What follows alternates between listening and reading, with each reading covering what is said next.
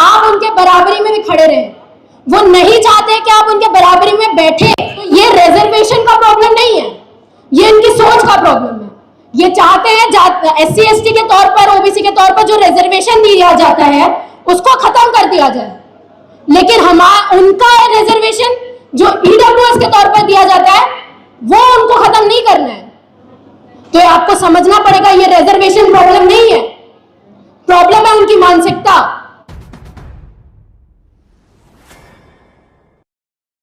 मुझे एकदम से बोला गया कि मुझे आके बोलना है। एज ए वुमेन सबसे पहले महिलाओं की बात करते हैं, और मैं स्टूडेंट हूँ, स्टूडेंट एक्टिविस्ट हूँ। तो UGC को लेके पहले बात करते हैं। UGC के मुद्दे पे तमाम वो लोग निकल के आए जिन लोगों ने ये प्रोपेगेंडा फैलाया था कि हिंदू हिंदू भाई भाई हैं, बटोगे तो कटोगे, जात पात की करो विदाई, हिंदू हिंदू भाई भाई, ये तमाम नारे दिए गए थे। तो आप लोगों को ये चीज समझनी पड़ेगी, अगर आप उनके भाई हैं, आप उनकी बहनें हैं, तो आप लोगों के लिए कोई रेगुलेशन आता है तो उनको इतनी तकलीफ क्यों होती है। ये चीज आप लोगों को समझनी पड़ेगी कि जब आपके और हक हकूक की बात आती है तो वो आपके अगेंस्ट में प्रोटेस्ट क्यों करते हैं, वो आपके समर्थन में, आपके साथ में खड़े होकर क्यों नहीं रहते हैं। क्योंकि ये इनइक्वालिटी दिखाती है कि वो आपके इक्वल होने पे उनको कितना कितना बुरा लगता है। वो नहीं चाहते हैं कि आप उनके बराबरी में भी खड़े रहें, वो नहीं चाहते कि आप उनके बराबरी में बैठे, वो नहीं चाहते कि आप उनके जैसे इंटेलेक्चुअल बातें करें। आपको एक चीज समझनी पड़ेगी कि डॉक्टर अंबेडकर जी ने हम लोगों को एक हथियार दिया, बहुत ही खूबसूरत हथियार है, वो है एजुकेशन। अगर आपको लगता है कि धर्म का प्रचार प्रसार करके हिंदुइज्म को आप ठीक कर देंगे, तो डॉक्टर अंबेडकर भी हिंदुइज्म को ठीक नहीं कर पाते। जब वो अपने मौत के अंतिम समय पर थे, उन्होंने बुद्धिज्म अपनाया था। क्यों? क्योंकि उनको पता था कि जैसे शंभू जी हम लोगों से बात कर रहे थे, जब उन्होंने कहा था कि जातिवाद एक ऐसा महीन जाल है जो आप जिसमें उतना उलझते जाएंगे उतना ही और भी उलझते जाएंगे। और बहुत ही दुर्भाग्यतापूर्ण बात यह है कि उनका धर्म आज हम ढो रहे हैं। उन्होंने अपना धर्म इतना नहीं ढोया जितना आप ढो रहे हैं। जाति व्यवस्था उतनी वो फॉलो नहीं करते हैं जितनी आप करते हैं। ठीक है, उनके धर्म के देवी देवताओं को आप पूछते हैं, वो नहीं पूछते हैं।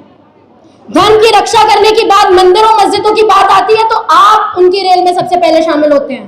उनके बच्चे विदेशों में पढ़ रहे हैं, उनके बच्चे बड़ी बड़ी यूनिवर्सिटीज में पढ़ रहे हैं, उनके बच्चे बाहर जाके अच्छी एजुकेशन ले रहे हैं। जो डॉक्टर अंबेडकर बोल के गए हमें कि हमें वो शिक्षा लेनी है, वो शिक्षा शेरनी का दूध है जो हमें फॉरेन यूनिवर्सिटी से मिलेगा, यहाँ की यूनिवर्सिटी से नहीं मिलेगा।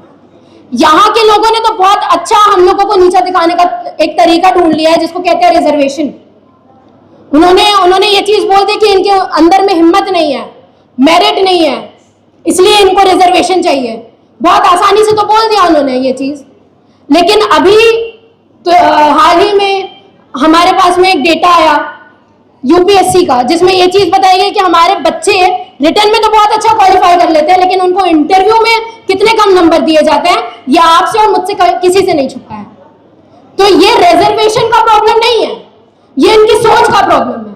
ये चाहते हैं SC ST के तौर पर, OBC के तौर पर जो रिजर्वेशन दिया जाता है उसको खत्म कर दिया जाए, लेकिन उनका रिजर्वेशन जो EWS के तौर पर दिया जाता है वो उनको खत्म नहीं करना है।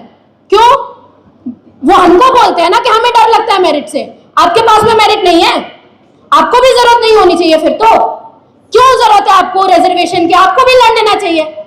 लेकिन उन्हें पता है ये चीज, ये रिजर्वेशन, ये हक अधिकार जो हम लोगों को डॉक्टर अंबेडकर ने यहाँ पे दिए हैं, ये बहुत जरूरी है। और इसी की वजह से हमारे तमाम लोग, तमाम प्रोफेसर आते हैं और अपनी बात यहाँ पे रखते हैं।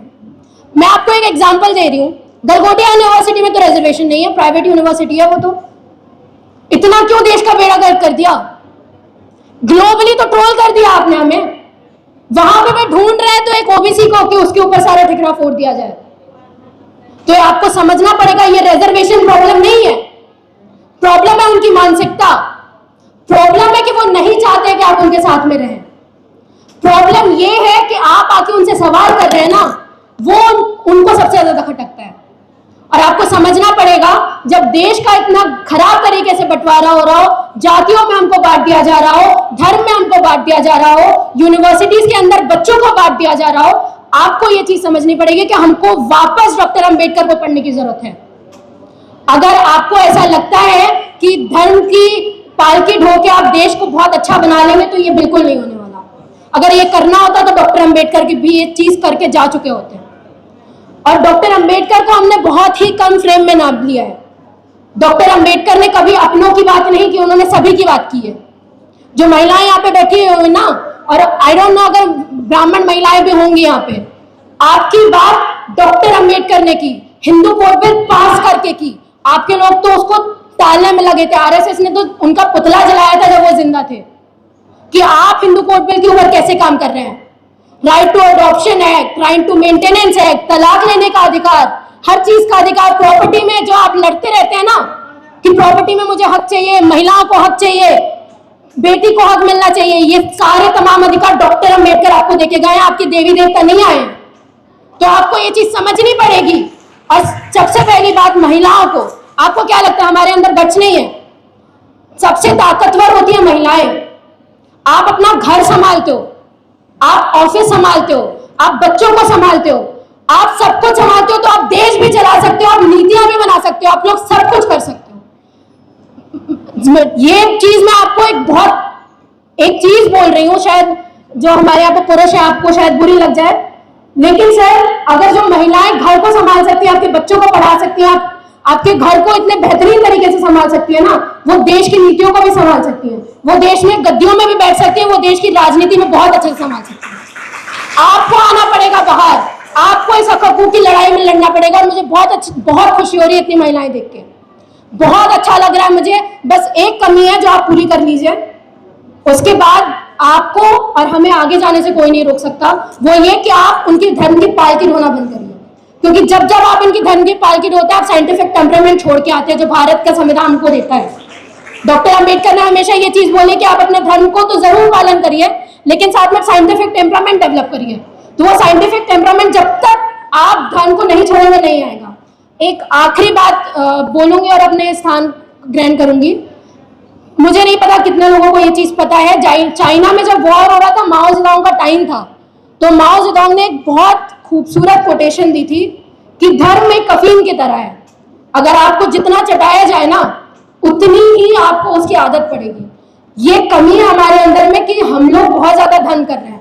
हम नहीं चाहते कि महार की बेटी उस दलित की बेटी ओबीसी के साथ में शादी करे, महार की बेटी चमार में शादी करे। डॉक्टर अंबेडकर को पढ़ते हो तो उनकी बातें भी पढ़ो, ठीक है, उनकी किताबें भी पढ़ी है। उन्होंने इंटरकास्ट मैरिजेस बोली है, उन्होंने एजुकेशन बोली है।